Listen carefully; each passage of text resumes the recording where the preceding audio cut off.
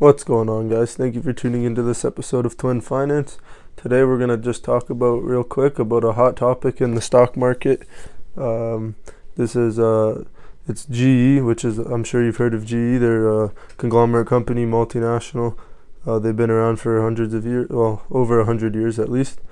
And today or late last night, it was announced that they were going to be dropped from the Dow-Jones index. And if you don't know what the Dow-Jones index, it's an index that was created a long time ago, late 1800s, and it was to represent. It was 30 companies would be selected and put in that index to track the overall performance of the stock market and the economy as a whole. So if you look at these 30 companies, they usually represent like a wide variety of sectors of the economy and stock market. So if you were to look at all these companies as a whole and track it as an index, then you get a pretty good idea of how the economy and the stock market is doing.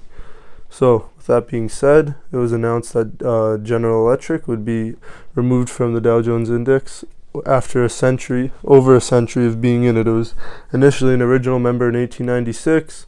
It was it says 111 years, so since 1907 it's been a member until now 2018 they were removed. If you were to go look at their stock chart history over the last couple of years, you'd see a sharp drop off in share price. Obviously it's like down over 60% in the last couple of years.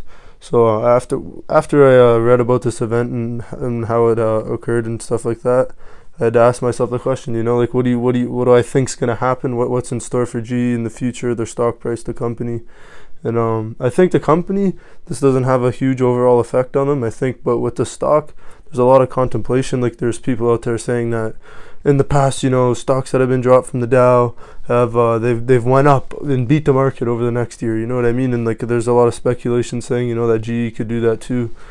The stock market's been relatively flat, and they're saying that GE shares could return even though it's been dropped from the Dow. It's been done before. Usually I wouldn't like to go with that theory, because you can't, in the stock market, guys, you can't just say it happened in the past, it's going to happen again. It could be like the company could have been in a totally different scenario, right? Maybe their earnings were strong, but they were making some bad decisions in management, and they weren't getting the job done. But maybe after, an example was AT&T. It was dropped from the Dow. That was when it was replaced by Apple back in the 2000s, and their stock price went up over 15% over the next year, and the market was relatively flat. I'm not going to go out and say that GE is going to do the same thing.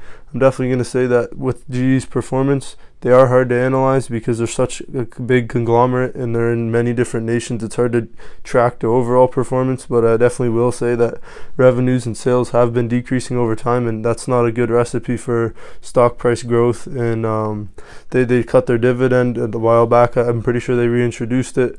But I don't know. What I think, I wouldn't be buying General Electric right now. That's just my opinion. If you want to leave your opinion in the comment section below, we can have a conversation about that.